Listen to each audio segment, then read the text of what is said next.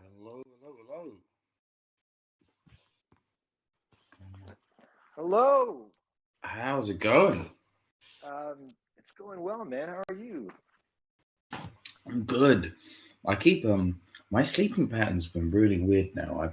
I split my sleep into two chunks, and I looked it up. Apparently, it is fairly natural circadian rhythm wise. But like, I have a 4 hour sleep, then I wake up for like 3 hours, then I have another 4 hour sleep. That sounds so awesome to do, man. It feels awesome to do. I have a ton of dreams because I've realized I think you forget a lot of your early dreams because they're a long time ago if you have a one big sleep. But if you have like sleep that starts and then ends quite quickly, you remember loads of dreams. You know, what's a good song to sleep to that I no longer sleep on anymore is Great Gig in the Sky. Yeah. Like that, Yeah. I remember like going to sleep to Dark Side of the Moon and waking up right when I you hear the wow ha, like that belting from those girls in the song, and it always scared me. Yeah, it's so intense. I'm sorry for the segue. No, no, it's all right. Yeah, I mean, what can I say about? I honestly think listening to the thing is with this album, it's almost like it's such an obvious, like great album that almost in some ways I think over time I'd started to overlook it. I've been like, oh yeah, and then there's obviously this dark side, and then I'd always try and tell people that. Oh, I actually prefer animals, or oh, actually, I'm really big on "Shine On You Crazy Diamond" in "Wish You Were Here." So maybe that Yeah, edges "Wish You Were Here," which yeah. which I think still is my favorite piece of their work is "Shine On You Crazy Diamond" parts Well, 1 to 6 or whatever.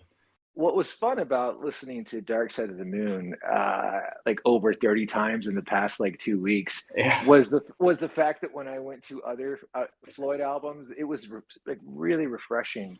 And so I went to go listen to like Wish You Were Here, but one of the albums that really got me, like I was like, oh yeah, they're so good, is Metal.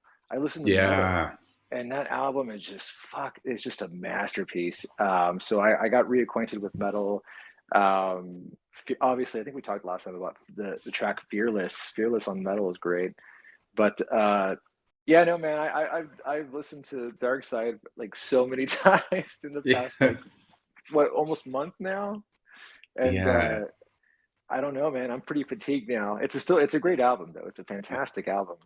Yeah, well, almost that's fitting because I felt like before going into this, I was already fatigued by this album, but then I'd kind of forgotten about it, and then I got that kind of fresh listen that blew my mind, and then it blew my mind maybe 3 or 4 more times, and then after that, I was like, okay, right, I've seen the dark side, I've explored the entirety of the moon now. There is Yeah. no crater on there that I do not have mapped out in my head.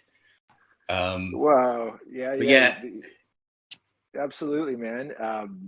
I after the fourth listen, it becomes like less powerful, and that's uh, it's like getting used to it all again. Because when you first listen to it, like it blows you away in your like formative years, and then like you know the album, and then you stop, you put it on the shelf, and then you come back to it, and then it blows you away again. You're like, oh yeah, but now you've gotten to that point where it doesn't.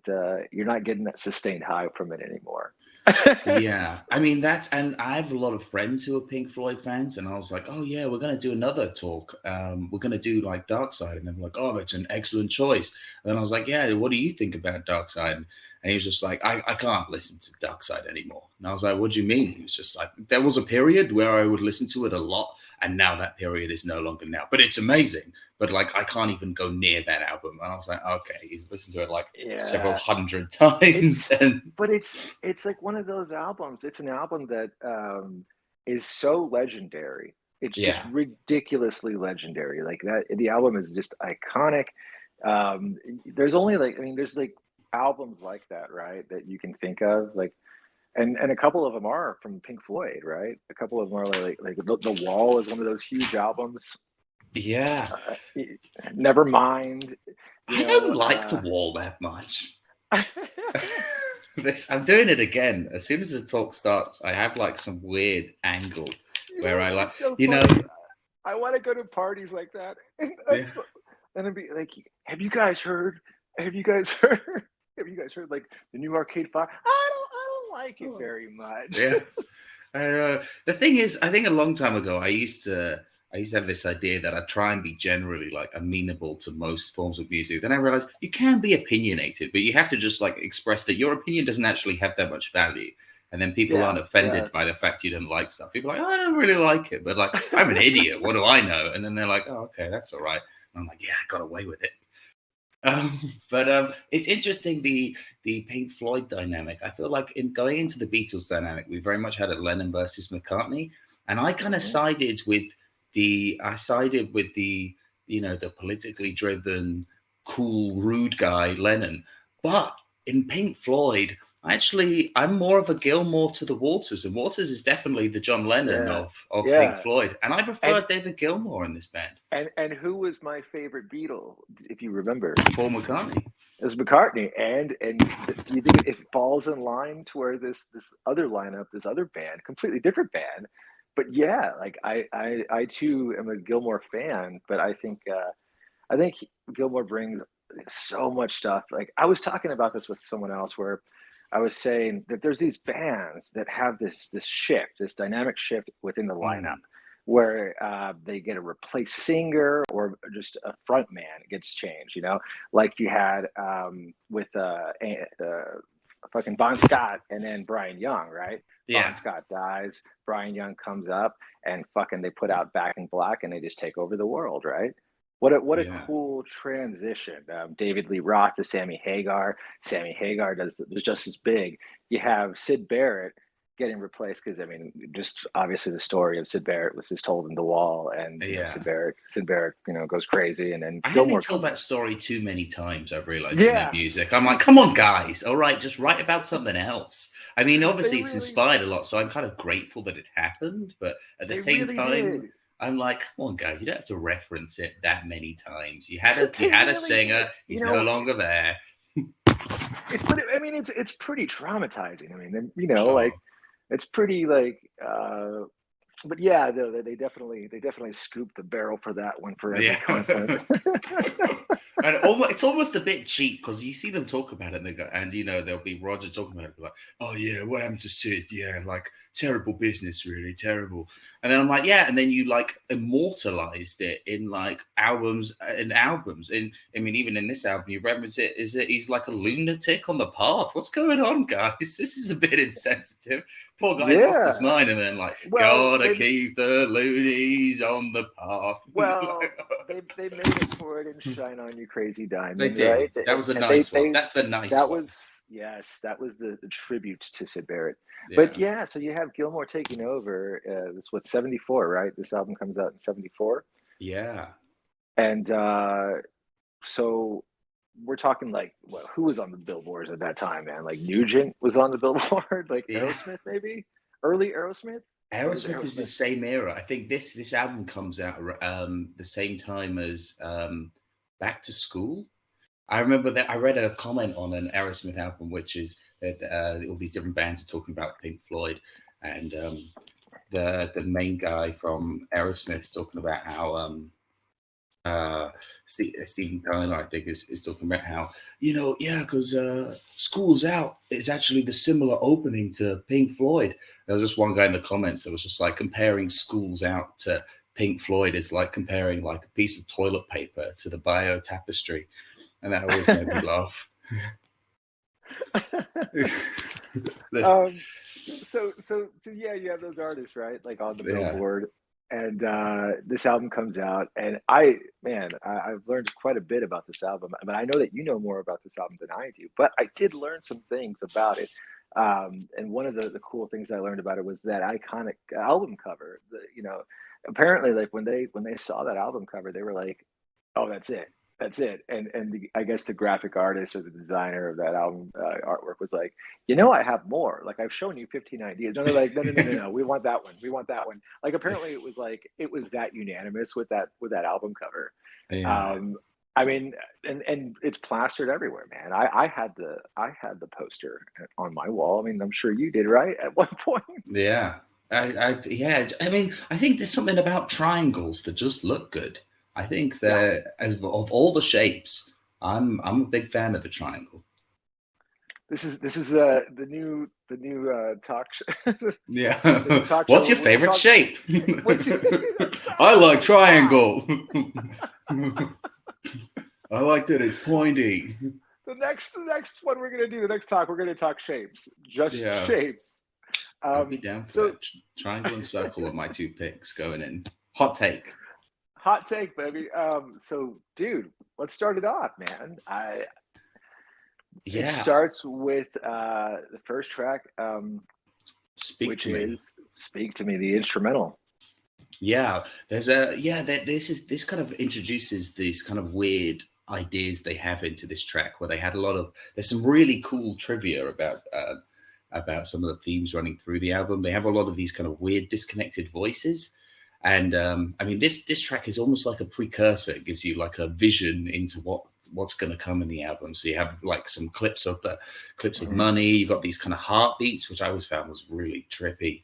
You get some of the precursors of the Great Gig in the Sky, Wales, and then you're going like, wow, we're really in for it. They have the weird voices. Now, the weird voices is something that they actually recorded the album in Abbey Road, I believe, and they were just started interviewing audio engineers because they were just they were recording, I think it was a Wings album at the time.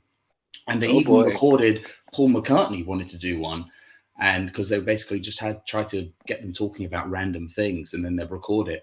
But Roger Waters said, Paul McCartney tried too hard and tried to be all funny. And Paul McCartney didn't find it funny at all. And he was like, the whole point is that it's supposed to be like a normal conversation. So they cut Paul McCartney's voice out. But Paul McCartney could have been on this album as one of the like disconnected voices, but apparently Roger Waters didn't think very much of him. And if you're, I'm listening to the album while we're talking about this, which is kind of cool because I want to have that experience, man. So I'm listening to it like low over here. So I'm on "Speak to Me," which is the heartbeat track, and we're coming into it. But what's cool about, I did look up that whole like where they had sampled a lot of the vocals or the just the interviews that they did. Yeah. And there was one where like I didn't even know that was what was being said, but it was like the question, because Roger Waters had like written a ton of prompts on like just index cards. Yeah. And then they were using those prompts to interview like you said, like the engineers and producers and stuff like that. And there was this one where the guy was drinking and he said that he was like, "When's the last time you've been violent?" Wow. And the guy's like, I don't know. Like, I was probably drunk sometime. And but they were talking about like all of Waters' prompts and the things that he had said. But what's cool about that is that like, dude, another part of that research that I was into was that like Waters had such a huge part of Dark Side. A huge, I mean, I never thought about that. I thought it was more of like a Gilmore kind of album, but Waters is like driving this whole Dark Side throughout the entire production. It's the first album where he does all of the lyrics. So it's the first Roger Waters lyrics album. It also weirdly could have been called Eclipse, which I mean, they do actually, does come back for the name for the final track, but that was the original name for the album. And also the entire set was played in concert a whole year before it was released. So they were just playing each track, segueing into the next one. So it was almost an album that's been kind of born out of a jam in some ways, of like just floating these different song ideas together. And I think it works. I mean, I don't know, I'd like to do that now. If it worked for them, maybe I'd do that. Maybe that's the secret. We forgot to push play on Dark Side when the third time the lion roars to coincide with we're watching this with the Wizard of Oz together, right? Oh yeah. It's on the third roar, man. Is when you're supposed to do it. I didn't look up where the origin of that came from, or I honestly don't know. I don't know where that. Have you ever done it? From. Of course. I mean, have you? You had to do it. You had to do it, man. Yeah. I mean, I love that film as well. Yeah. You've never done that? I've never done it. I heard about it, but then I was like, when am I simultaneously in the mood for The Wizard of Oz and Pink Floyd? But now I'm thinking about it, I feel like that is a mood that often comes across me, and I need to satiate that desire. They do it at theaters, man. Like they do it at like actual like theaters and cinemas where you can go and watch, Wizard of Oz with Dark Side. That's typically like a midnight showing, but like they do it out there, man. Does it And work? then there's like laser. They were doing laser light shows back in the 70s with Dark Side. Yeah, I mean, yeah, they're infamous for their lasers and the stage show, which I think is important because the thing is about. I wouldn't say Pink Floyd are a stadium rock band, but if you had to see one band in a big setting, I feel like they would have a good show to it.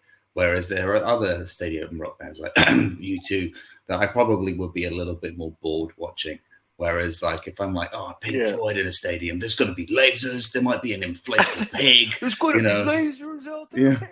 Yeah, exactly. There's going to be big pig balloons. There's going to be triangles. So many triangles. There's so many shapes, man. You don't even know. There's going to be a lot of shapes out there. Yeah. They put the effort in. They put the effort in. Yeah, Blooms into Breathe.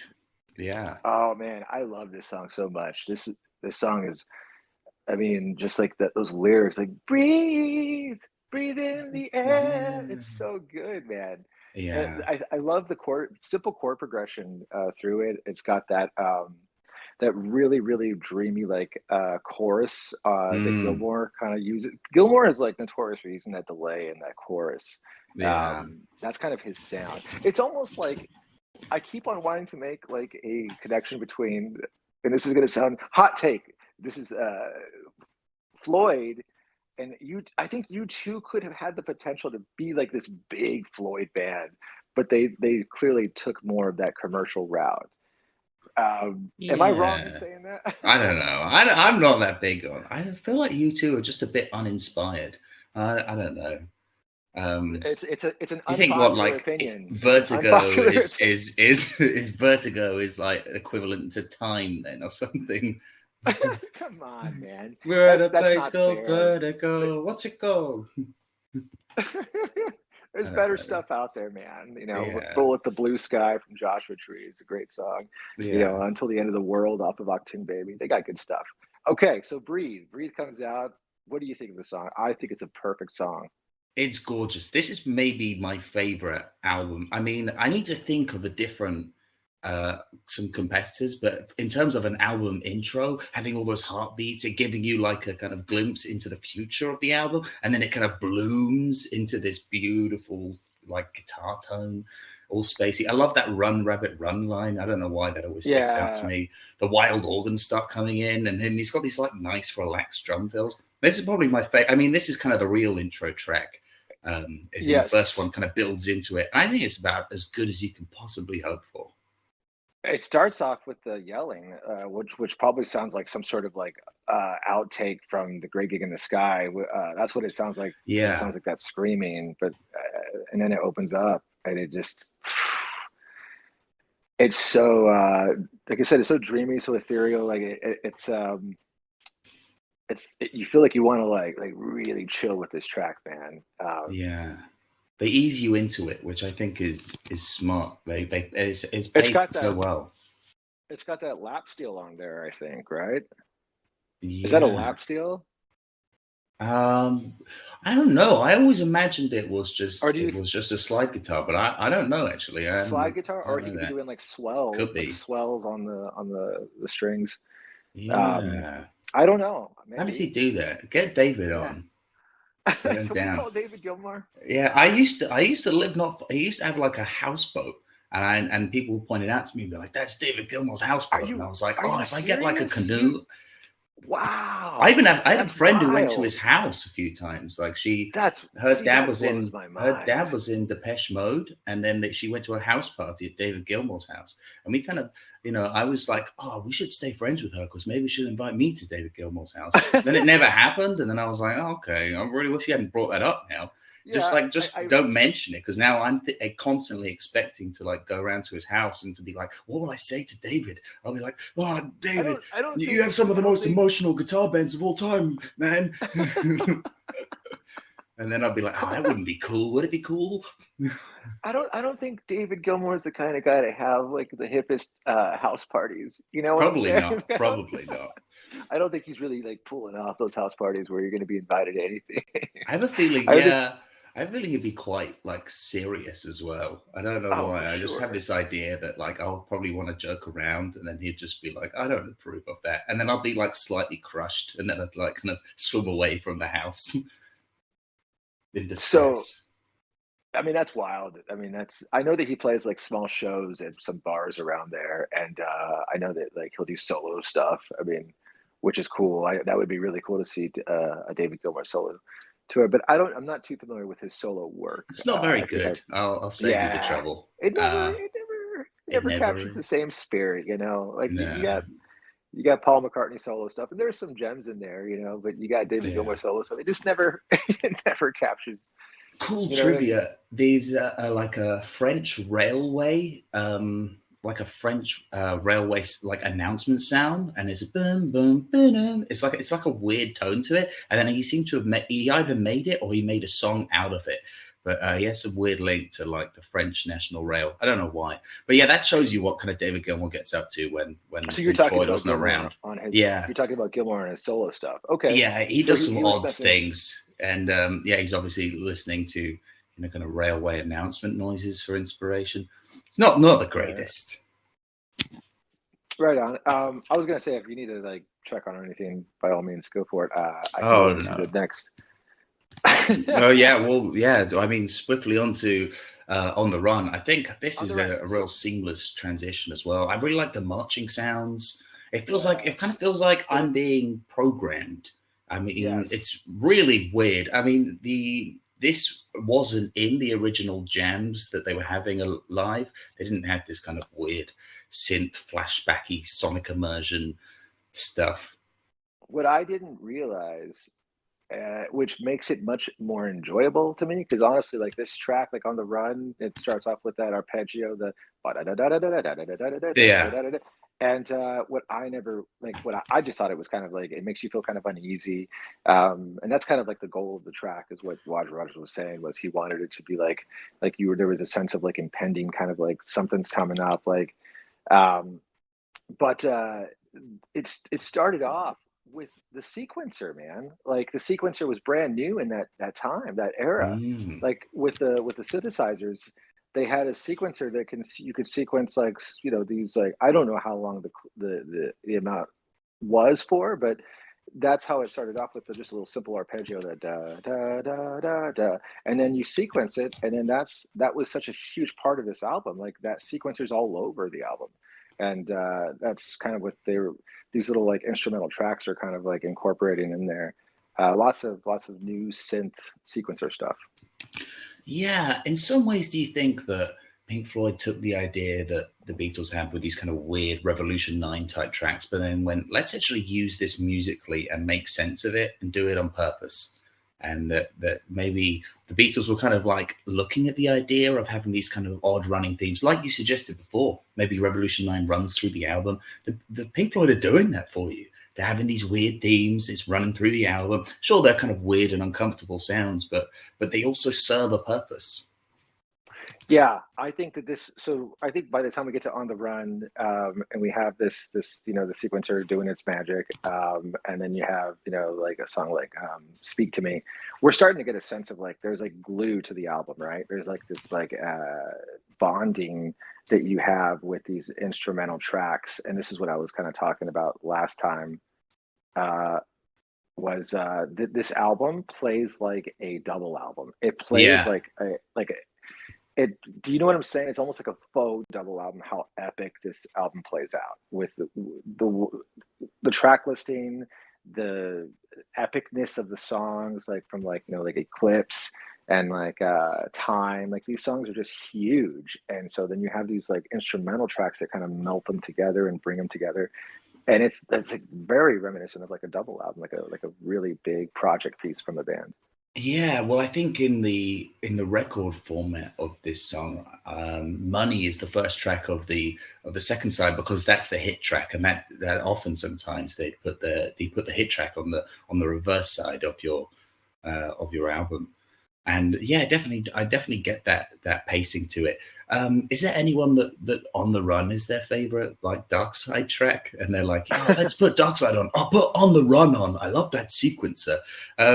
I don't know. It's not really a track I would ever like single out and listen to. But then again, this album isn't really an album that should be singled out.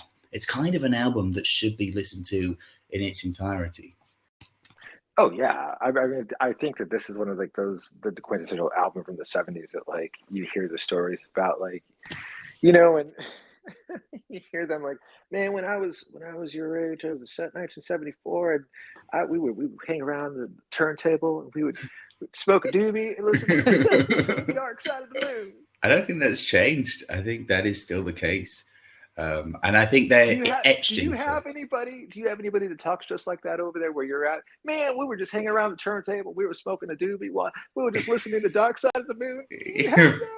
Yeah, that's happened to me a lot of times. Like I've been like someone's like, "Oh, put Dark Side on," and I'm like, "Oh, what, the whole album?" They're like, "Of course, the whole album," and I'm like, "Oh, I'm sorry, like obviously the whole album. I'm an idiot. Why did I say that?"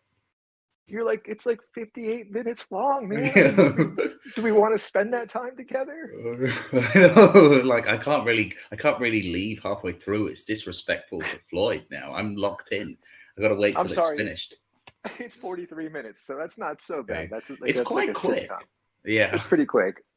Yeah. Whereas if someone was like, "Let's listen to White Album 1 and 2," I'd be like, "I kind of want to, but then I don't know. Maybe maybe can we start with this too, and then I could leave up to that." I don't think I got room for Wild Honey Pie again. Oh, by the way, I need to apologize. Wild Honey Pie was a Paul song, and I was like totally. Okay. You did. You totally used that as a way to slate my interest in John. You were like, "Yeah, but Wild Honey Pie, you and your man John," and I was like, John, you really let the site down there. Oh, I felt like a jerk the next day, and I was like, "Oh my god, it's a Paul song." All right, so we go into Time. Oh my, this is probably like the most rockinest like song on the album, man. I mean, this song is just in your face. Yeah, going in, this is my favorite song, and it probably still is again. Like I was like, I remember Time being my favorite song. I mean, there are other songs that surprised me, but yeah, this was a song because of that crazy intro with the number of clocks. We used to like every time we'd go somewhere that had a jukebox or some like one of those song selectors things, we would just like pay loads of money to put Time on and repeat, and it would kind of slowly like empty the pub because who wants to listen to those clock sounds 7 times in a row? Yeah, I don't know. Okay. Were you just? I'm sorry. I got to be honest. I lost you for a second. Were you talking about the sampling of those clocks? Yeah, I was. Yeah, like we used to just put it on repeat on a jukebox, so that so that everybody would get like slowly annoyed or confused, and then and then we'd have more space for ourselves. So it would be a good. And also, I mean, it's a great song, so we don't mind suffering through the clocks and in order to get to the meat of it. To get to the banger. From what I was listening to, like Waters, like he sampled like a lot of things. Like we'll get to the next track or pretty soon here. But Money, he's all those like little noises, the cash register, the coins, everything, like that was Roger Waters like sampling. Like he recorded all that stuff. But the clocks, I don't know. I don't know if he did that or not, man. But it's definitely like a hell of a intro with the clocks. And I don't know where it would be on the Wizard of Oz movie, but I want to. I keep wanting to say like when like she goes into like the where it turns from like black and white to color, but I could be wrong. That could be Money. Okay. But you got to do it, man. You got to do it. I know. It sounds like it fits now. I mean, I'm like, I don't know. I mean, I always, it's just in my head. I was like, are the themes even relevant? But I imagine maybe when you put them together, you can find some connection to them. So is Roger Waters the Cowardly Lion? No. It's like it coincides with the story and an overall theme, and there is like some little like there's like some lyrics that will like absolutely like match up to certain like you can kind of be like, oh, okay, that's pretty like on the nose with like what's happening in the film. I think that might happen like 3 or 4 times, to be honest, and then the rest of it's kind of just put together, and Yeah. you're just watching Dark Side to Wizard of Oz. Is this confirmed by Pink Floyd at any point, or is this just something that people have Yeah, I made a think connection ultimately to? it's just a connection. Like there's Okay. no, it was not intentional. I'm more than certain it was not intentional. I don't think Floyd and I especially don't think like Roger Waters would be down for like, hey guys, let's like do this trippy thing with Wizard of Oz.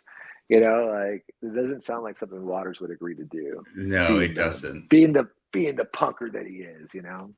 Yeah, he's a real kind of political punker. But I learned that was a lot about his life and his upbringing. That his mum was very much like his mother was very much a kind of like social movement revolutionary. So it was kind of drilled into him from a young age that it was very important. See, It was really important to him. I didn't know that. Okay, see that I love this. Okay, so she was really politically active, Yeah, she and was a he real grew up. So activist.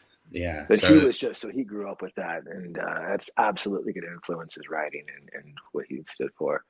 You know, I always think it's funny because you have like a Water song and then a Gilmore song, and a Water song is so intense and it's so like there's all these political overtones, and then you have like David Gilmour, like singing like On the Turning Away or yeah, like just like like or Wish You Were Here, yeah. because that was a Gilmore song, Wish You Were Here, right? And so I don't want to get it wrong again, man. Yeah, yeah, Um, I believe it is. Well, it's almost like they're kind of split of like you guess John Lennon serves the dreaminess and the political nature in the Beatles, whereas in Pink Floyd that role's kind of split between Waters and Gilmour, and then Gilmour's the dreamy one, and then Waters is the kind of harder hitty political one who's quite angry. There's the political one's always a bit angry, I feel, in the bands, and Roger and his Waters is voice definitely is, notoriously angry too. yeah, and Waters' voice is more shrill as well at Mm. times, and so it's like, all right, like, okay, Waters, like Yeah. let's cool it, man. Yeah, I mean, they had a Let's lot of relax. fights in the band, and I think a lot of people blame Roger Waters for the split, and I think he was a bit of known as a bit of a bully towards Rick, um, the keyboard player. So I have a Well, feeling didn't he strip away? Was it Nick Mason or was it the keyboardist? Was it Rick Wright or who he stripped Wainwright. away someone's like writing credits? Yeah, I think it was Completely made. Rick Wainwright, I think, and then they all end up Yeah, siding with David. So I feel like David is the more chill, easygoing one, and I think maybe that partly influences my preference towards Gilmour. So if we're making this supergroup, Gilmour's probably my pick from Pink Floyd. Even though I feel like you will miss out the writing skills of Roger Waters, but I feel like you'll get the Pink Floyd vibe if you brought Gilmour on board. right. Um, we haven't even talked about this song. So like, are we still on Breathe or not? Yeah, No, no, we're we're on on time. time. We're on Yeah, time. Ticking away the moments of a dull day. I love that line. Ticking away the moments moments that that make up make a up a dull dull. day. Such a I love the lyrics on this the whole album. The album has great lyrics. I guess Waters was like it had a lot to do with being signed, having new money like in the band, and them traveling the whole time. Essence of it, he always felt like he was always being rushed towards things. When they were flying from here to there, and so I guess he just that's what I was just I don't know what his ultimate goal of the theme the whole thing was, but yeah, it was just about the impending doom of time coming after him. Like he felt like he was Yeah, being chased. He was being chased by time. I love the "No one told you where to run, you missed the starting gun." I really like that Yeah, kind of twist on it. In the kind of they have that like again that comparison to a race or being rushed, and it's almost like everybody's set up on this track, but nobody actually knows what's going on, and everyone's running, but nobody knows quite where to. They definitely have that. I mean, yet again, back to that earlier Run Rabbit Run, there seems to be this idea of running a lot. And I think it helps image-wise bring a lot of pace and movement to the album. So I always thought that was quite a cool theme. And oh god, the solo is beautiful. I was waiting till you hit the solo. Such a good solo. Gilmour's on my Mount Rushmore, honestly, as an electric guitar player. He's not the most technical, he's not the most crazy, but in terms of like the emotion, the high screams he has it's something about it. You know what he is? Destroys me. He's a cool guitarist.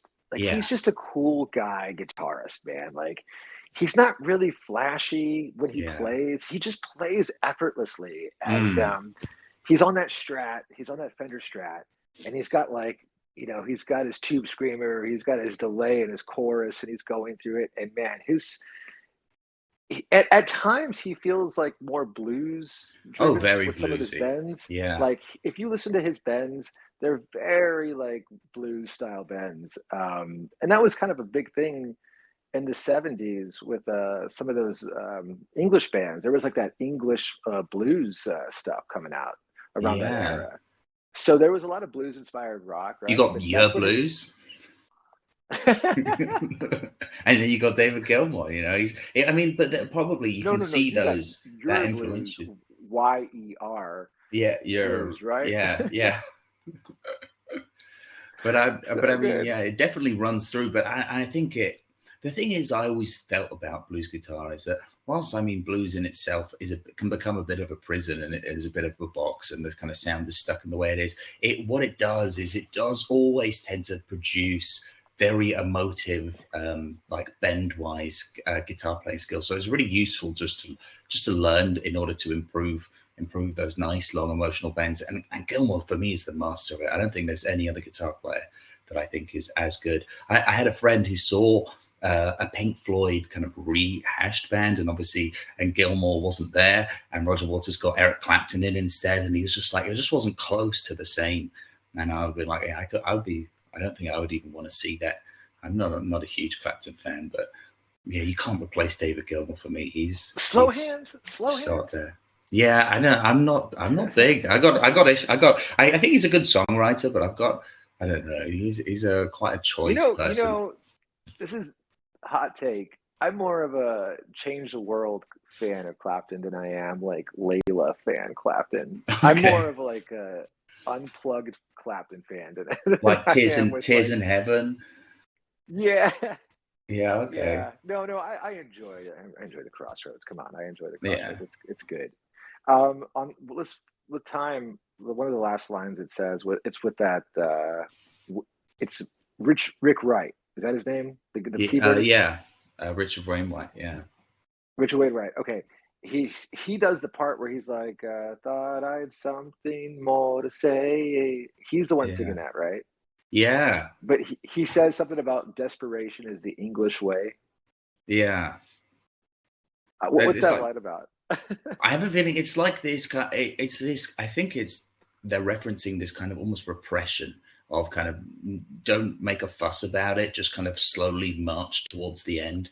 So it's this kind of quiet so it's almost like there's a desperation in wanting to do something or achieve something within your allotted time, but you don't make a song and dance about it.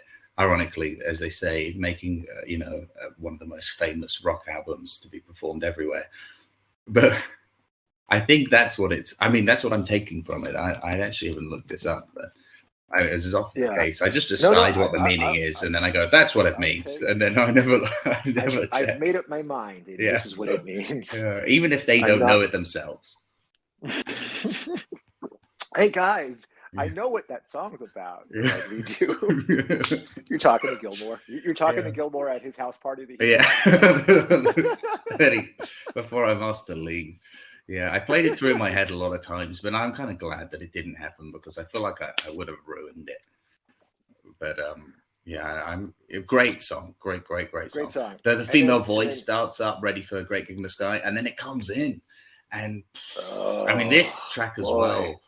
It's so good. This album's so good.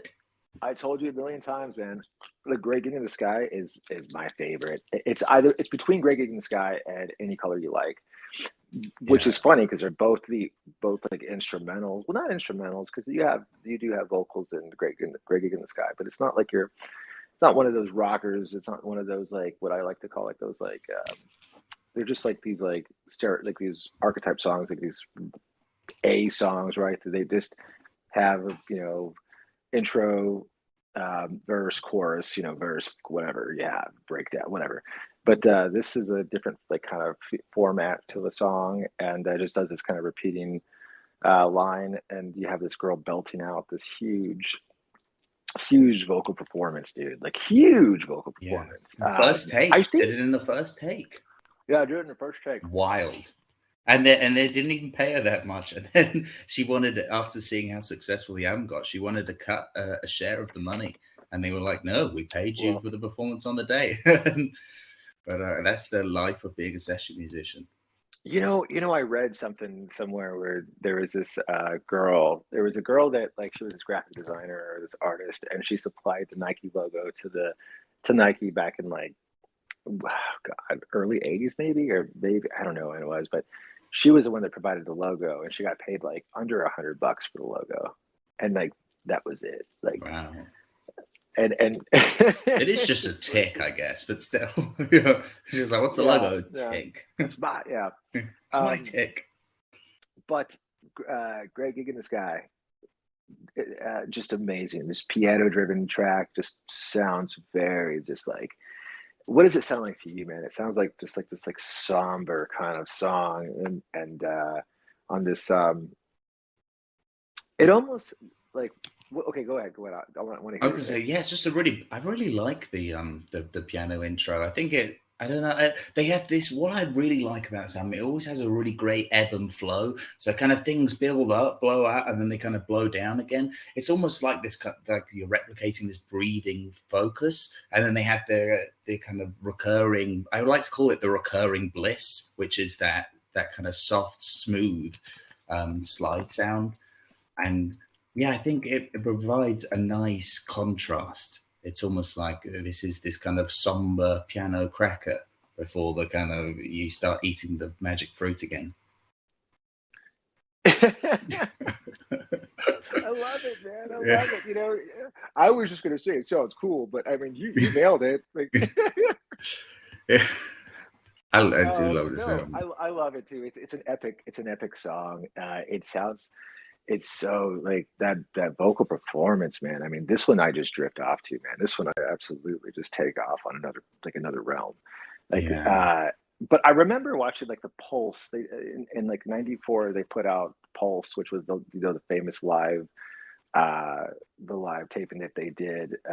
Wasn't that in the UK? Or I forget where it was filmed at.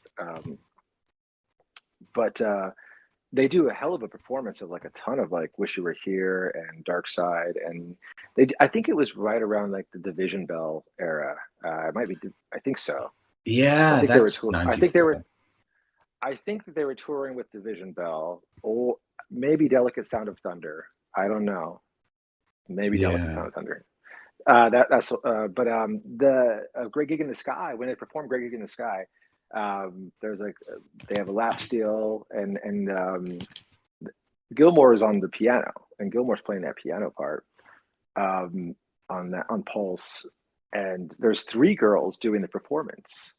I don't know if you caught yeah. that, but like there's Yeah, like three I do girls. remember that. And I always remember Yeah, thinking, was it that hard to do? I mean, every time also I've seen people try and attempt it, they have seen there's like different women for different parts. Is it that difficult of a I don't vocal know. performance? Because when I Can we get see a vocal? singers, yeah, well, I don't think I could do it. When I see singers streaming and they're like, "Oh, any requests?" I'm always like, "Could you do Great Gig in the Sky for me?" And they always pretend they didn't see it. They're always like, "Oh, and oh, what's this? Oh, Wild Honey Pie. Yeah, I can try that." Wouldn't it be funny if like you had like this audition, like this choir audition for these girls, and then like you have that one girl, you have like girls. I'm doing like Believe from Cher. I'm doing like Jessica Simpson, blah blah blah. I'm going to be doing Great Gig in the Sky. You have That'd this be like girl trying out incredible, with though. Great Gig. Yeah, that would Yeah. be incredible. That would Yeah. be incredible. Yeah, but I request Or it all the time, but sadly, no one's taken me up on it yet. I'm hoping one day someone will. yeah, I would love. I would love to hear like a cover band cover the song. That would be really cool. I like hearing Yeah. like covers, whether they be great or bad. I appreciate covers so much. So now we're into money. Yeah, I mean, this is notoriously the kind of commercial track of the album. And my dad always used to tell me this track doesn't actually fit on the album. He was like, this is the one that doesn't fit. I mean, I think it does because the album's about themes. We've had time as an album, as a theme. So we've had kind of breathing. They're kind of covering a lot of like basic or simple plots. They kind of have us and them, brain damage, any cover you like. There's a lot of themes running in the album. I feel like this track is devoted to the theme of money. If you think that Roger Waters being rushed around, he's also then, I guess there's now a lot of money involved with the band. Now they're making a lot of money. And I think in some ways, in the punk that he is, he kind of finds it almost a little bit distasteful. And so I think he likes to, maybe in my head, this is him addressing that. And addressing, we're making all this money now, but money's so distasteful. But why does everyone like it so much? And I'm like, yeah, well, it's all right when I guess when you've got one of the greatest selling albums of all time. It's got that bass line, man. Boom, boom, boom, boom, boom. One of the best of all time. It's in sevens. It's a 7-note bass line, so it cycles round in an odd way. Yeah, this is Roger Waters. Great. I mean, this is Roger Waters all the way. Like I said earlier, he had this like art studio down the hill where he lived. He said his wife had this art studio for herself, which she was making like pottery, and then he had one down the hill, and that was his music studio. And that's where he was like dropping coins in the bowls and chinas, and that's where he kind of started sampling all those little sounds of the cash register and everything. And then and then you have that bass line that comes in with that sound, right, of all those sampled sounds. And then you have Gilmore, who just slays this. Just slays it, man. I mean, some of the coolest lyrics too. I mean, like new car caviar, 4-star daydream, think I'll buy a football team. He's just talking about like all this, like how rich they're getting, man. And that's what like Waters was talking about, was like they were just getting like crazy big, like it's huge. Yeah, I love the stonky saxophone comes in, and then it kind of keeps. I like how the track keeps breaking away from the kind of core of the track into a jam, and then it kind of like comes back into the core of the track a lot. I find that a really fun dynamic to have. I wanted to talk to you about that saxophone. I wanted to like say how do you feel about it? You said you were a fan of the saxophone. I love the saxophone. I feel like David Gilmour echoes some of the saxophone lines in his guitar work as well. There's definitely this kind of synergy between saxophone and guitar that play off against each other quite a lot in this album. It sounds necessary for the song too. I think the saxophone is just so like a part of that song, and when I hear it, it's just naturally like I hear that saxophone and it belongs. It sounds like it's a welcome, for me. Yeah. But I think it's great, man. I love that. And I typically I don't feel that way like on most songs, but that one just sounds really cool. They did actually give the saxophonist writing credits or influence in some of the music. So he's one of the I've forgotten his name now, so they didn't do good enough use of publicizing his name. But it's the same. I'm going to find out. Dick Parry. And they used him several times, and they did actually pay him quite well and give him some form of cut on a lot of the music. But it's odd they did that for him, but not for the Great Gig in the Sky singer. So, yeah, that's sad. That's sad because that performance is just legendary. Legendary. Like, yeah, and there's piece. I did this on a stream where I was talking about are there ever pieces for you that not a song, but go into the subs of the songs, and you start going into pieces of the song, and you really enjoy like this certain part of the song, and you're like, man, that's it for me. And then I started playing some of my favorite like parts of the song, like there, and it's usually like intros or outros. And there was this outro for the Pixies, and they had this outro for Number 13 where it does this like guitar outro, and I was like, this is one of my favorite pieces, right? Mm-hmm. This part right here. I'm going somewhere with this, Yeah. but have you ever like experienced that where you're like, oh, this like piece of the song sounds so good to me? Yeah, I guess so, but I don't think I'd ever like be like, "Hey, do you want to listen to like 10 seconds of this bit I really like?"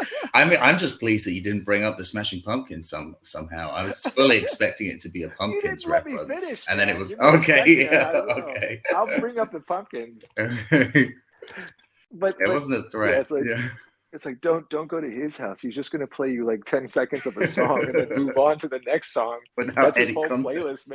man. That's his whole playlist. He just cut down the beats of the pieces of the song that he loves, and then he just plays that. Yeah. Would that be? Yeah, I feel like that would be. Would that be frustrating for people? I mean, I have been around people's houses where they've been like, "Let's listen to this thing," and then they'd just show me. They'd be like, "This 15 seconds is genius," and then they'd play it, and then they'd stop immediately after. I'm like, "Well, what's the rest of it like?" And they'd be like, "Oh, it's not that good, but this 15 seconds is incredible." I'd be like, "Oh, okay, thanks." Well, there's different versions of me, and that's not the way I am. That's another kind of like personality, man. I won't do that. Yeah. No, I won't. So going back to we finished Money, right? Or are we still on Money? Yeah, yeah, great. I like Love how it. it It's a great fades song. out. Crazy departure. I Love. feel like there's only they had to kind of go with the fade out. Sometimes I feel like songs they have to when they're so epic and such a jam, you just have to fade them out. Is it better to what is it? How do you say? Was it better to burn out than fade away? Is that how it goes? Yeah, I don't know. Does that apply? I think they fade away or do they burn out? It feels like they're kind of fading away. Well, talking about like when you burn out with the song, Oh right? Like right, yeah. they keep going and going and going. Oh Um, yeah, okay, they did a yeah. lot of those. They did a lot of fadeaways, like in the '50s. Like a lot of that doo wop stuff had a lot of fadeaways, you know. Mm. So that's like it. I don't know how it would have been when they would do like their stuff live, because like how did they have 'cause Just turn the all those volume same down slowly. like Or they do they do that slowly live walk too? stage and move further away and then come back again? Because everything was like swelled, like everything was taken down, right, faded away on the radio stations. Uh, Yeah. but Money, so far we have Speak to Me, Breathe, On the Run, Time, Great Gig in the Sky. Like so far, it's already just a monumental album with all the stuff coming in. Everything's bleeding together, and it sounds like it's just an epic album, man. This is where I get scared after Money ends because it kind of fades away into this like organ piece, and it's in. This is where I'm like, oh no, this might be my least favorite track on the album, and it's Us and Them. That's a hot take. Is that a hot take? I don't know. I feel like hot take has become a catchphrase that needs to be utilized whenever it can. Yeah, I kind of know what you mean. It's almost like a funeral-y church organ sound. So I Mm-hmm. think there's a somberness. I feel like they use that. The thing is, they use that somberness with the piano in "Great Gig in the Sky," but it's a wistful somber, which works a bit better. This one does have, yeah, more of a kind of organ feel. I guess by virtue of it using an organ. I like to think of this as a kind of an eerie lullaby. I mean, I'd quite like this track. So, I mean, I'll probably this might be my equivalent of, what was it, Rocky Saxoon. I quite like this track. I feel like this is almost the heart in space. They kind of put you out into space with the amount of reverb on this album. I like the chord changes. I love the saxophone. I feel like it was great here. And I kind of feel like the delay vox is quite nice, and it has these nice twinkly piano lines. I don't know. I think it's a beautiful refrain. So, yeah, I wouldn't share your sentiments that this is the weaker point, but that's interesting. I don't know. That us, that whole refrain, Yeah. them. I just, it's it's just weird to me. I'm not like friendly to it. It always bothers me, and I never really care for it. And it's a song that I just like, I'm like I let it go on. But it was this break in the album for me where like um I would kind of be like, this is like the lesser half of the album, because I remember just being all about like those main tracks like Time and Breathe and Great Gig in the Sky and Money, and then Us and Them's kind of a weak track for me, right? And then you have like Any Color You Like, which I just started loving, and then it ends epically. I think I need to make more like Better Friends was Us and Them. I didn't happen when I was listening to it this whole time. I think it would, but maybe I truly just don't like the track. Did you not like it the first listen, I don't like it very much. Okay, it's like did you not like it on the very first listen, or even going into it, and then 30 more times did not help? Or was it a case of like you were like, yeah, I'm quite ambivalent to Us and Them, but over time you were like, okay, I'm not this many listens into Us and Them? It's like I've never been its friend. Never. Okay. Like even when I first heard it, I've never been its friend, and even to this day, it's just it doesn't agree, man.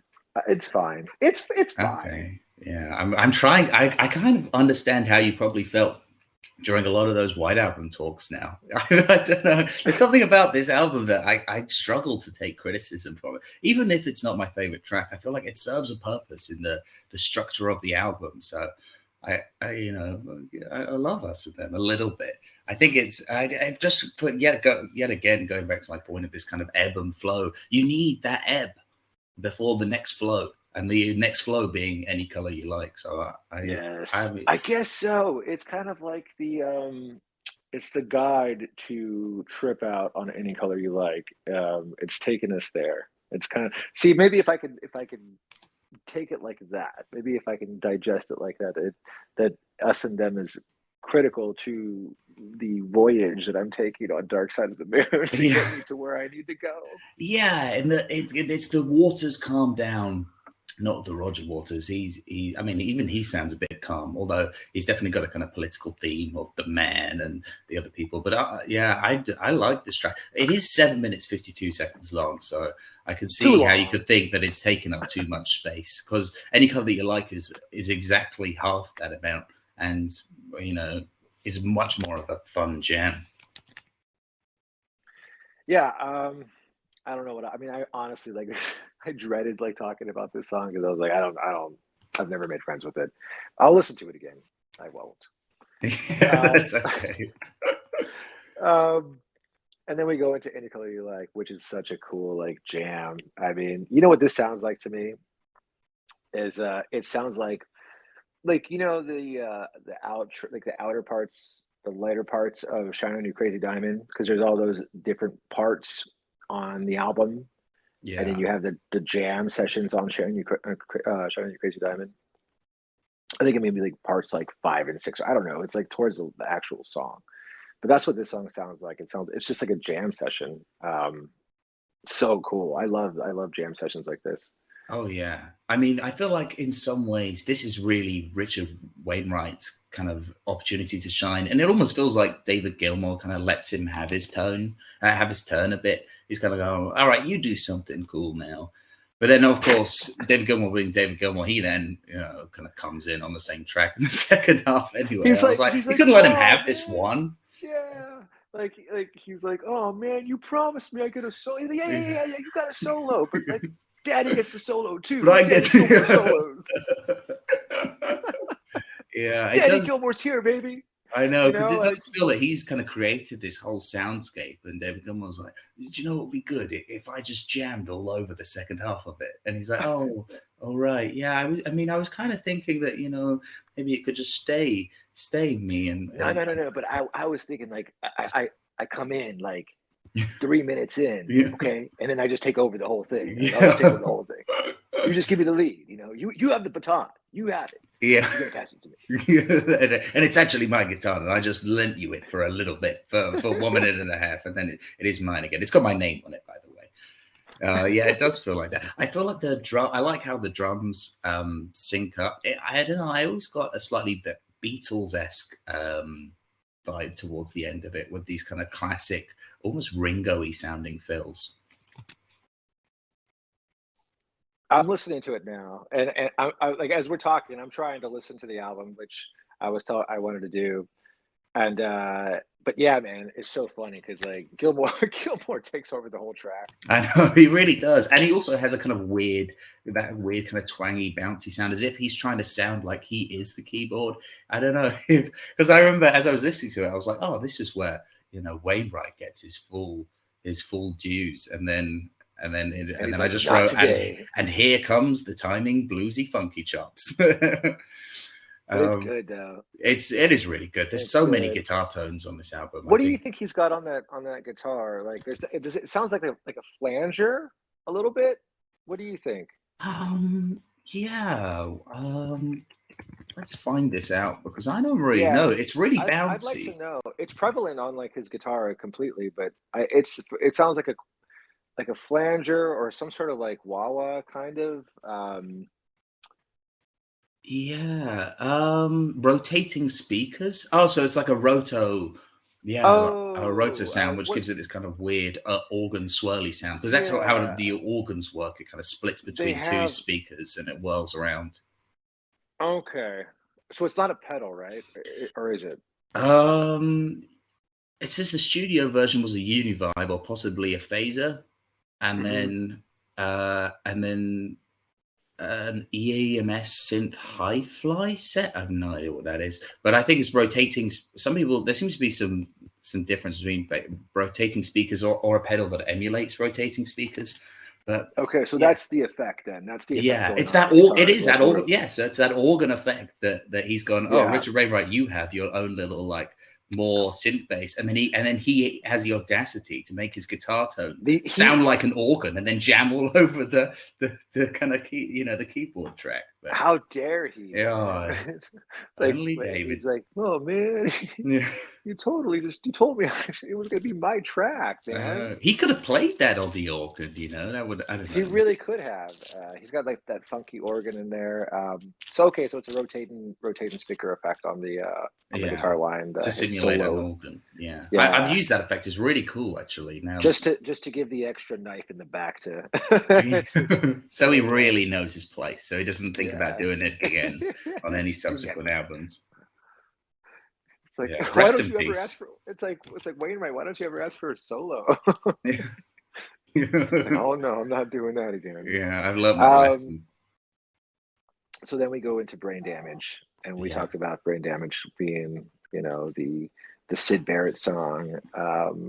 When I saw this on Pulse, they show like clips of like political figures like on the background. I always thought that was like, but when you it talks about the lunatic.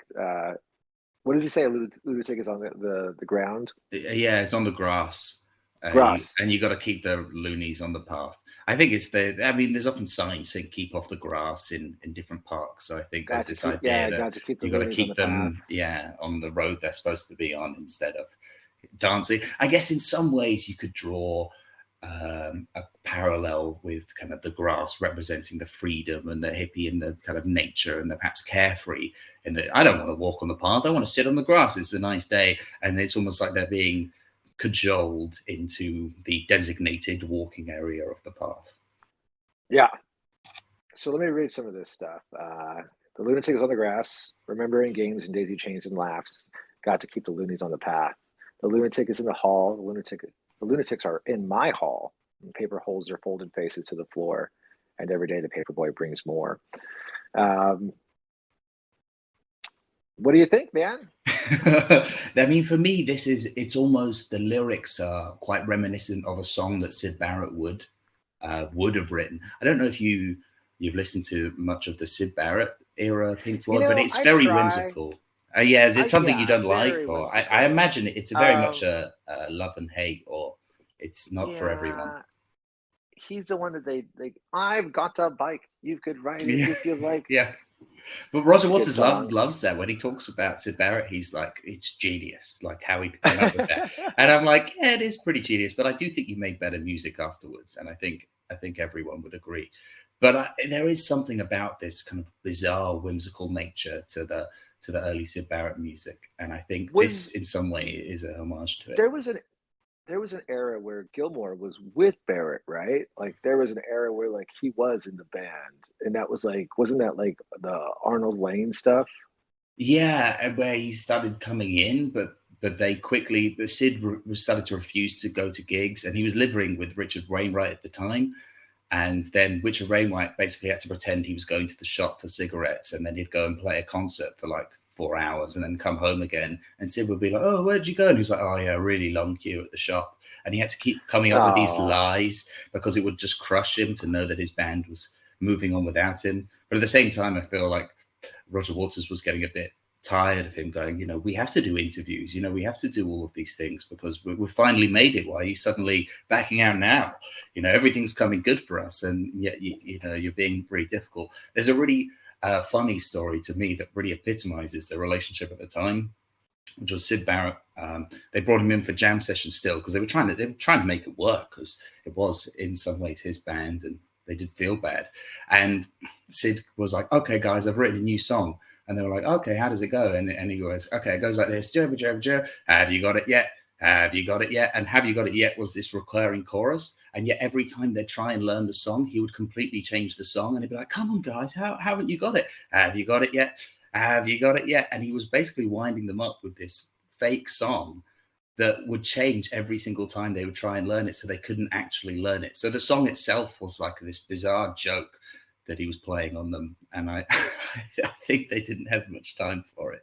But I always thought that was quite funny that he just kept pitching this song to them that you could never be learned because every time you'd learn it, it would change.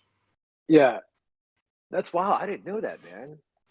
And I also didn't know that that he was telling Barrett that they were going out for a while, and he wouldn't tell him about the concerts, man. That's Yeah, it's I quite never heard that sad, story. but That's yeah, super sad. and he That's didn't so know, horrible. and Sid didn't even piece it together. I don't know, poor guy. But yeah, That poor guy. it is quite sad, I guess. I understand why it formed so much of their later years. And I guess in some ways they had to pay tribute to him because he's not around. Whereas a lot of times you see when there's a change of band member, it tends to be due to a death or something quite tragic. And the guy was still around, but he just couldn't really interact with the band. And then every time they'd try and reach out to him or they'd speak to his family, they'd tell him not to come because it would remind him. And then there were times when he would come in. I think he came in during the recording of "Wish You Were Here," and they didn't even recognize him because he was bald and he was, quite a bit heavier than he used to be. And they didn't even know. They were like, "Who's that odd guy?" And it was their friend, who was usually quite very eccentric, but quite an attractive young-haired man originally. That's something that we'll have to go down. I think that some of the early Floyd stuff is definitely like something I need to deep dive into. I've tried in the past, with what is it? See Emily Play is a song. Careful with that axe, Eugene, or is that off of Dogs or Animals? Where's Careful with your axe? I forget. I know it's one of the early albums. Yeah, that's the kind of late 60s album. I mean, back then they used to play clubs, and they would play this club venue and they would just jam for 4 hours. There would be no specific song or track list, quite similar to the way the Grateful Dead actually started out, but they would go to these venues and they would just play for hours and hours and hours, just making stuff up. And so a lot of that formed their early musical influence, but probably also very much helped the chemistry of the band. I think just having those massive sets helps. So going back to Eclipse, right? We're on. Is that where we're on? Yeah, definitely. Which is the original album title, and this for me is the track that kind of summarizes everything, summarizes every sound. Kind of this is our. I don't know. This is our take on life in some ways. And what I really like it is that the pinnacle. It's the pinnacle, man. It's the top of the pyramid. It's like we've done. Like we're we're finished the album, and then I think the overtures of one of those. Go ahead. I'm sorry. I totally interrupted you, man. Yeah, that's all right. Well, I was about to get on to like my greatest point of the whole talk. I know. Very much like David Gilmour, Yeah, your listen. wit Ray might, cut me off. I'm going to take over this entire No, part it's of okay. the talk. What I You really need to learn your place. Yeah. What I really liked, about this track is that in some way I like this reference to the eclipse because yet again the Beatles, we talked about the sun being a big theme. In some ways, I like to almost segue the two together, and this is the moon, the dark side of the moon. The Beatles are the opening of the sun, and this is the nighttime album. So maybe you listen to the White Album in the daytime. And then as soon as it kind of comes into nightfall, you listen to Dark Side of the Moon throughout the night. And you just blew my mind. That is one of the coolest ideas and things to do, and that's something that I'm going to do that 100%, and I'm going to listen to Dark Side again. Yeah, I did it. I loved it. I've always had this. I mean, they're two of my favorite bands of all time, and I've always enjoyed that use of the Beatles. For me, are very much always this kind of wide and opening of this bright sunlight and daylight and frolicking in the day. And Pink Floyd for me are a nighttime band where they're kind of cooler, edgier vibes into the night, and things get a little bit weird as you start to fall asleep and drift off. Like you were saying, falling asleep to Great Gig in the Sky, things get a little bit strange, and your perception is almost a bit warped. And for me, that they are the two, the Beatles are the sun and Pink Floyd are the moon. I'm going to do it, man. What a cool idea. I mean, this is how the whole Wizard of Oz thing happened, man. Yeah. Some dude just saying, and now we're going to do it. I'm going to do that, man. Beatles, again, White Album, love it. And then go to sleep to the dark side. But so we're in Eclipse. It was supposed to be called Eclipse for the album. And then we go into this. It's really cool, simple chord progression again, but so effective. And that's the thing. Like, you have these songs that Gilmour writes, and I'm not super impressed with the chord structure and chord progressions that they utilize, but it's more of the song. Like, I think that he crafts like a really good song. I think they craft really good songs that are just like. That's what you ever listen to as a guitarist.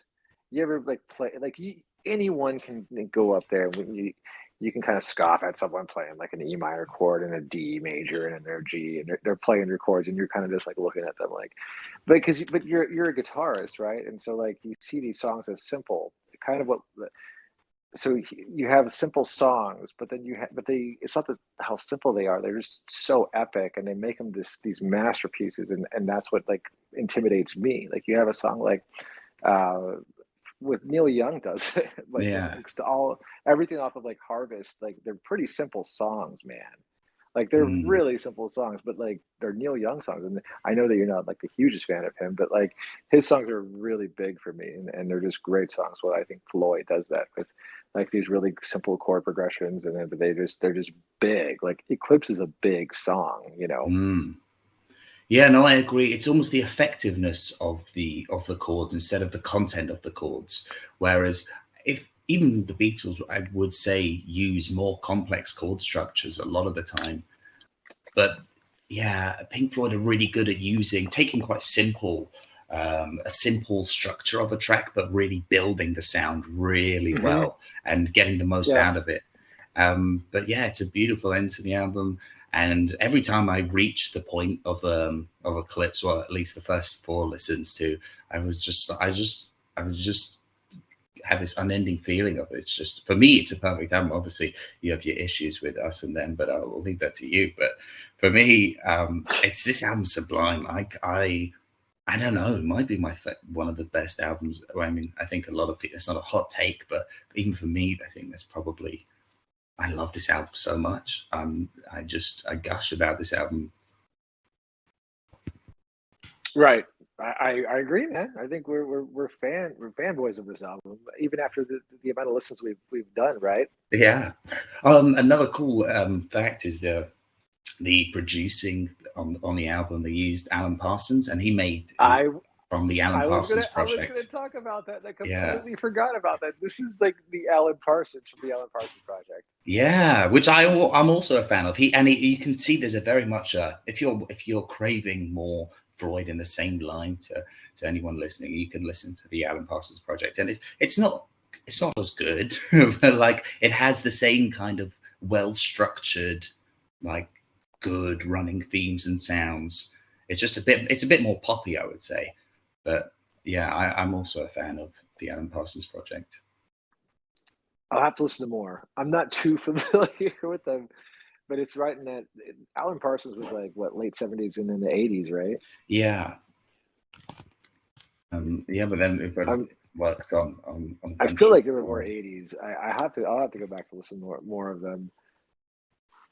I feel like they're all kind of in the same vein. Like there was like this really cool era where the production was really cool, and you had like bands like ELO, Floyd, maybe Alan Parsons is in that. Yeah. There's only a few tracks that I need to give his albums a full listen, but it's interesting. The Alan Parsons Project started up a year after this album came out, so I think he kind of worked on Dark Side and was like, "Oh, I want to do this myself. You know, this is sounding really good." It clearly inspired him and made him think, you know, if I can produce and audio engineer this album, maybe as a musician I can have my own stab at it. And I think production wise, yeah, it's very much up there. It's not quite as an epic rock album, I guess, because he's a producer first, so it almost has this slightly more manufactured sound to it, I'd say. But yeah, he has some great tracks and some incredible builds.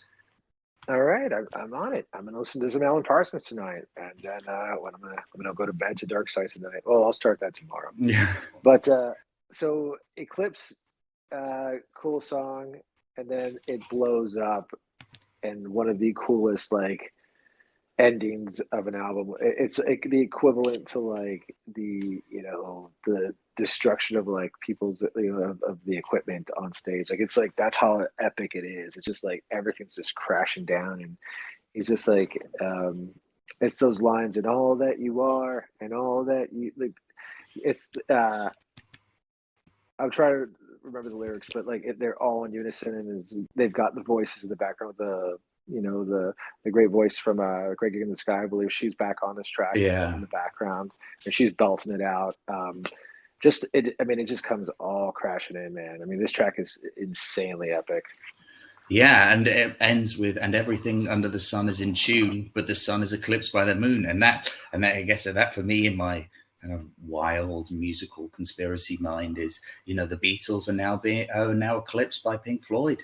You know, the sun of the Beatles, the sun is always in tune, in whimsical, lovely tunes, but the sun is now eclipsed by the moon. And Pink Floyd, for me, then take over this next generation of rock music for me. We talked about that last time, right? The involvement of the sun in so many Beatles songs, and how the sun is referenced over and over and over. Yeah. Then we talked. We did. We talked about that. We were talking that the Beatles were a bunch of pagans. yeah, they are. And then I guess Pink Floyd are these kind of the moon worshipping night spirits, or the jackals of rock. That's. I think you nailed it. I believe it. Like, I don't need to be convinced. That's what it is in my head, man. If I was Charles Manson, I would be writing this as part of my manifesto. I'd have this whole kind of I'd indoctrinate. I'd bring them in with "Here Comes the Sun," and then I'd kind of weird them out with "On the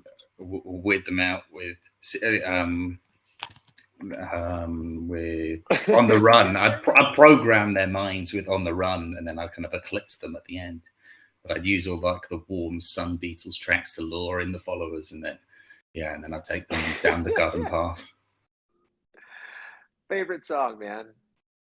I think it's Still Time. I really enjoy. I'd say Breathe Breathe is probably my second favorite though, and I love Breathe so much. The one that surprised me the most was probably the Any Color You Like jam. I love that. That's definitely going into I don't know if I messaged you. I don't think I messaged you, but I was gonna be like, my favorite track so far has been Any Color You Like, and it changed from Great Gig in the Sky to Any Color You Like Yeah. over the course of the 30 listens. It was a nice little change of pace, and I was like, man, I kept on listening to it. There was one day where I just drove home from work and I like repeated it like probably 3 or 4 times. Yeah. And I mean, I could have gone for like a 25-minute jam session of just that track, man. Oh yeah, It's it's so so good. good. Yeah, it's such a vibe. It's So interesting. We always pick different songs, but there's always almost our first handful of picks are always different. But then we always agree on one. So maybe Any Color You Like is the one that wins here. Just like yeah, I think overall, Julia Any is the Color You Like. winner on the White Album somehow. I think so, man. And are you going to continue to listen to it? Any Color You Like. I probably the Dark Side of the Moon. I think Dark I've Side of the had Moon. my Dark Side fill. I feel like I feel like I've lived on the moon for some time now. I feel like Buzz Aldrin, but then they forgot him and left him behind. Yeah, man. What an analogy. I think it's a great album. It's probably not my favorite Floyd album, but it's right up there. It's number 2 for sure. What is And your I think favorite Floyd album then? I Division Wish You Bell? Were Here. Okay. Yeah, okay. I can see that because I mean, a lot of the sounds and vibes in that album are very similar to this one. I just think cohesively as a piece of art, I don't think it's as good, but it does have Shine On You Crazy Diamond, which is my favorite piece of music they've ever It made. might as well just be Shine On You Crazy Diamond. Yeah. I mean, they should have just called the album Shine On You Crazy Diamond. I mean, it's that epic of a song. But yeah, but that's a great album. And Have a Cigar is on there. You know, that's a freaking phenomenal song. Yeah. Welcome to the Machine. But this is fantastic, and I learned a lot, man. This gets an A+ for me. Like, this whole album is A+, and I'm shocked you have not done the Wizard of Oz thing. Yeah, I didn't know it was that big of a thing. I thought it was a joke that people were. I thought, like, I've heard the reference before, but nobody's ever suggested it to me. Maybe I don't have any friends that are fans enough of The Wizard of Oz as a film, as well as Dark Side of the Moon. Well, that's your project, man. You do it, man, and I'll do the White Album in the morning and then Dark Side at night. Yeah, I'll recommend. That was a great day for me, and this weird realization I had of the Sun and the Moon themes. I mean, they're entirely kind of created in my own head, but I think they ring true. I think there's definitely very much. If you see the two bands, one of them for me always represents sunlight and sun coming through the window and this beautiful day. And Pink Floyd has always been I mean, if you even look at the cover, you know, it's in the middle of space, it's all dark. It's something about it. It's a nighttime album. It's a very much so. 100%. I agree. Well, anything else you got to say about Dark Side? I'm so probably. I'm so ready to close the book up. Yeah, no, it's okay. Yeah, we need to close this chat. It's been too long in some ways. I feel like almost we had to suffer. To a certain extent, there's only so many times I can listen to any album, even this album, which is one of my favorites, that I can listen to without it losing some of the shine, I guess, for me. And yeah, I'm looking forward to not listening to it again. And but maybe I'd like to say if I gave it a year or two, I like to give quite fairly long breaks between these albums that I love, and then they almost feel a bit fresh again. And I just can't wait for when it feels fresh again. Because the first listen I had of this album, I was so ecstatic. I was kind of almost jumping around with how excited the music makes me. Me too, man. And I enjoyed it. I'm not going to touch it for a while. Yeah. Yeah. There's a lot of other really good albums that it kind of made me think of. But I mean, I feel like almost every day would be far too quick or whatever, but maybe every week or so, maybe 2 weeks, we could probably manage more album listen throughs, because I like to get some level of depth and a comfortability with it, but also I feel like you can't do it too often. Right. Well, I mean, You pick, man. Yeah. Well, yeah, we had some suggestions from people that voted on stuff. I just kind of threw some albums out there, but there's actually been, maybe it might be more fun for us to suggest albums to each other, maybe ones that we haven't listened to, because I like discovering new music. And as much as I'd love to go through Fleetwood Mac or Nirvana, they're also albums I know really well and have listened to a lot. So I feel like in some ways I would have a lot to say about them, but it wouldn't be perhaps as fun for me as discovering a new album. Well, get ready for some Smashing Pumpkins, man. I honestly, I haven't listened to the Pumpkins that much. They just were never that big. They were never that big here, so I think in some ways they've been definitely been a band I overlooked. I'm just kidding, man. Yeah, we'll think of something. We'll do something for the next one. Like, I'd like to. I love to discover any new music I can. So whatever you got for me. Yeah, I think I've got a good one. Yeah, and then if maybe you can pick me one and we'll do it vice versa. But thanks everyone for coming. If you haven't joined the group, you'll catch more talks, and also I'll be doing these playlist battles where I get people to submit songs for a prompt, and then we'll listen to each other's songs, and that should be fun. I can see Cassandra in the chat. She's elected to do it. I haven't got a playlist from her yet, so she'll have to get on that. But hopefully start that up next week. Yeah, you can join the group by clicking the little link below the title. And yeah, if you join, you're going to be pleased and you'll have a great time. But other than that, thank you very much, everyone, for coming. And thanks to Jynx. It's always a good time. And I feel like I understand what I like about music more when you have to explain it to someone and you have to tell it to somebody who's also very passionate about music. And then you get to talk these feelings out, man. Otherwise, it's just in your noggin and you're just in your head and you're just like, I wonder what kind of effect that is on that solo. And you're like, oh, it's a rotating speaker. Yeah. I got here because we talk about this, man. We learn new things about music that we've heard a million times, and it's always fun. Yeah, I learned so much about the Beatles through you, and I wanted to impart, I don't know, at least some things that perhaps you could learn about Pink Floyd through me, because they're definitely, I guess, the band that I'm perhaps more obsessed with, or they something about them chime a bit with more with me. But yeah, other than that, yeah, thanks very much for coming, and yeah, I'll see you on the next one on the other side of the dark side of the moon. Yeah, let's meet on the other side of the moon. Yeah. Cool? Yeah, I mean, they never mentioned that. I mean, I don't know. Maybe one day humanity will explore the dark side of the moon, and maybe they'll be like, Pink Floyd were right. They described it perfectly. Can you do the soundboard, man? Oh yeah. So thanks very much, everyone, and thanks for coming. And yeah, you have to go now. Everybody has to leave. Everybody has to leave. All right. I'm gonna go work on my new recipe. I'll take some pictures.